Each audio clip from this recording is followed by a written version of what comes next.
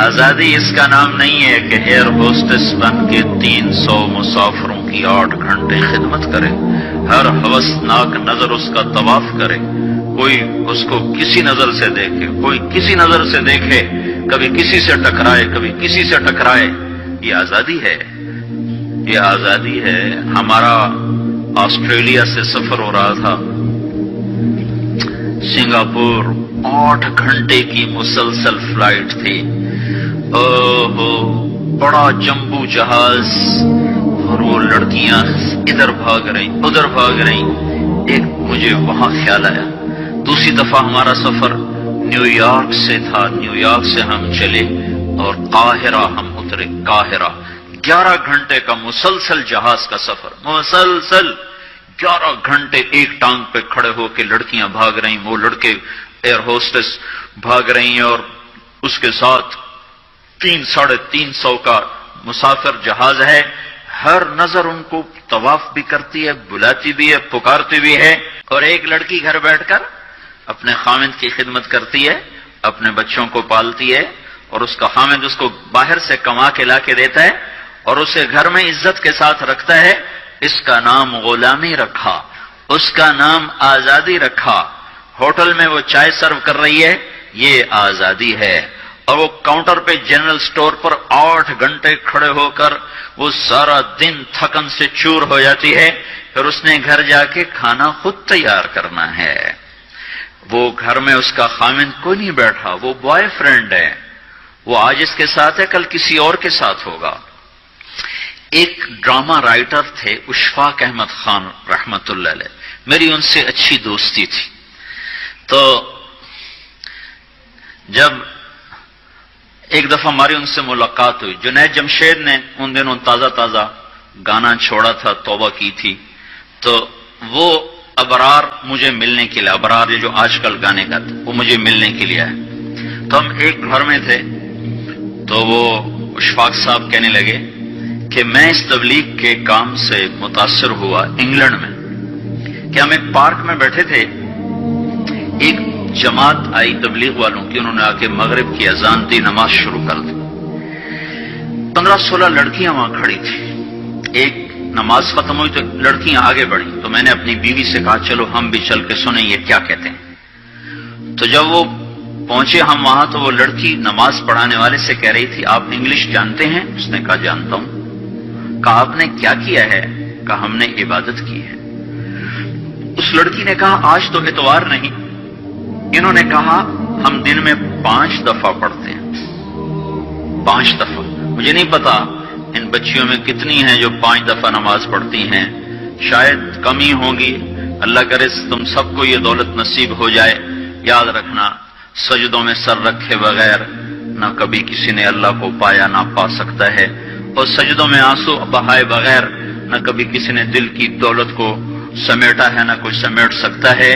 یہ دل کا چین و سکون میرے اللہ کی قسم پیشانی کو زمین پر رگڑنے میں ہے، اور اس پیشانی پر آنسو بہانے میں ہے۔ باتوں سے بات نکل آتی ہے۔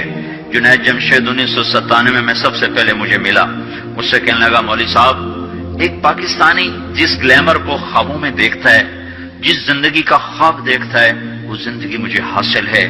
میرے پاس دولت بھی ہے، عزت بھی ہے، شہرت بھی ہے، چاروں طرف میری زندگی رقص کرتی ہے، لیکن اس کے باوجود میرے اندر اندھیرا ہے، خلا ہے۔ میں اس کے الفاظ بڑے خوبصورت، کہنے لگا میں وہ کشتی ہوں جس کا کوئی ساحل نہیں۔ اللہ اکبر۔ یہ کیا وجہ ہے؟ مجھ سے کہنا کہ یہ کیا وجہ ہے، ایسا کیوں ہے؟ میری تو ہر خواہش مجھے حاصل ہے۔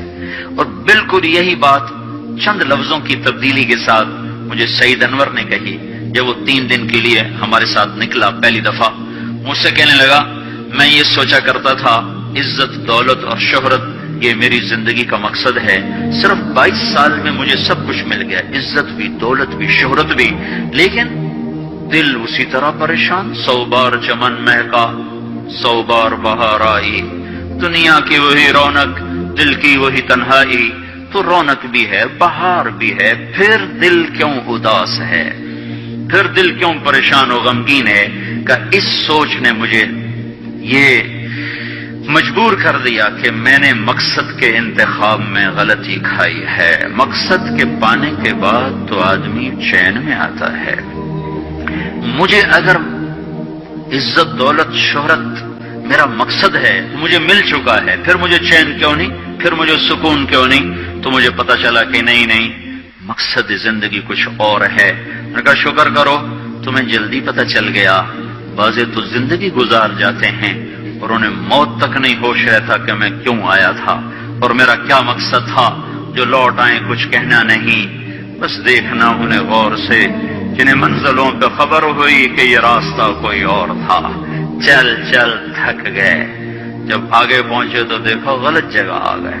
واپس مڑنے کا وقت ختم ہو چکا ہے، شام ہو چکی ہے، اندھیرے چھا چکے ہیں، اب واپس مڑنے کا راستہ نہیں ہے۔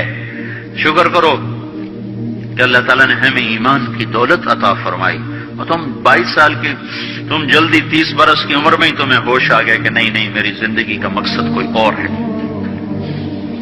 اس نوجوان نے کہا ہم دن میں 5 نمازیں پڑھتے ہیں۔ اس لڑکی نے کہا یہ تو بہت زیادہ ہے۔ اس نوجوان نے کہا، لمبی خیر بات ہو جائے گی، آخری بات بتاتا ہوں۔ تو جب وہ بات ختم ہو گئی تو اس لڑکی نے آگے ہاتھ بڑھایا کہ اچھا خدا حافظ۔ تو اس نوجوان نے کہا میں آپ کو یہ ہاتھ نہیں لگا سکتا۔ اس لڑکی نے کہا کیوں؟ کہا یہ ہاتھ میری بیوی کی امانت ہے، یہ صرف اسی کو چھو سکتا ہے اور کسی کو نہیں چھو سکتا۔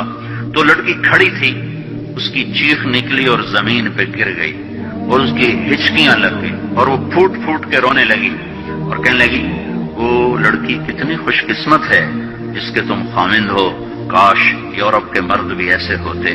اور روتی ہوئی، آنسو بہاتی ہوئی اٹھ کے چل دی۔ تو اشفاق مرحوم کہنے لگے میں نے اپنی بیوی سے کہا بانو آج وہ تبلیغ ہوئی ہے کہ لاکھوں کتابیں چھپ کر بھی وہ پیغام نہ پہنچتا جو یہ لڑکا اپنے عمل سے پہنچا گیا۔ تو ہمیں ایک زندگی کا میرے عزیزوں مقصد ملا ہے، اللہ ہماری منزل ہے، ہم اللہ کو سامنے رکھ کے زندگی گزارنے والے ہیں، ہم آزاد نہیں۔ زندگی گزارنا یہ کامیاب زندگی ہے۔ تو کہیں ایسا نہ ہو کہ میرا اللہ کہہ دے وَامْتَازُوا الْيَوْمَ أَيُّهَا الْمُجْرِمُونَ، ان کو الگ کر دو اور مجرموں کی صف میں کھڑا کر دو، تو پھر کوئی حال نہ ہوگا۔ ہائے اللہ کے نبی نے کہا کتنی عورتیں ہوں گی جن کو سر کے بالوں سے فرشتے پکڑ کے گھسیٹ رہے ہوں گے اور وہ کہیں گی ہائے ہمیں بچا لو، ہائے ہمیں بچا لو۔ اور کتنے مرد ہوں گے جن کے جبڑوں میں ہاتھ ڈال کر فرشتے ان کو گھسیٹ رہے ہوں گے، وہ کہیں گے ہائے ہمیں بچا لو، ہائے ہمیں بچا لو۔ تو اس وقت اللہ کہے گا اولم نعمرکم ما یتذکر فیہ من تذکر وجاءکم النذیر، میرے بندے یہ چند آنسو دنیا میں بہا لیتا، جو آج تو کر رہا ہے دہائیاں دے رہا ہے، یہ تو دنیا میں دے لیتا تو آج اپنے رب کی رحمت کو دیکھتا۔ تجھے بتانے والے بھی آئے تھے، تمہیں سمجھانے والے بھی آئے تھے، لیکن تو مذاق اڑاتا رہا، تو ان کے ساتھ مستیاں کرتا رہا۔ آج دیکھ ایمان والے کتنے اونچے جا رہے ہیں، جنہوں نے مجھے راضی کیا کتنی بلندیوں کا سفر کر رہے ہیں، اور ان کے ساتھ میں کیا کرنے لگا۔ یہ کامیابی اس کو ملے گی جو اپنا سب کچھ اپنے اللہ پر لگا دے گا، وہ اپنا سب کچھ اللہ کے محبوب صلی اللہ تعالی علیہ وسلم کے طریقے پر لگا دے گا۔ یہ کامیابیاں اس کا مقدر ہیں۔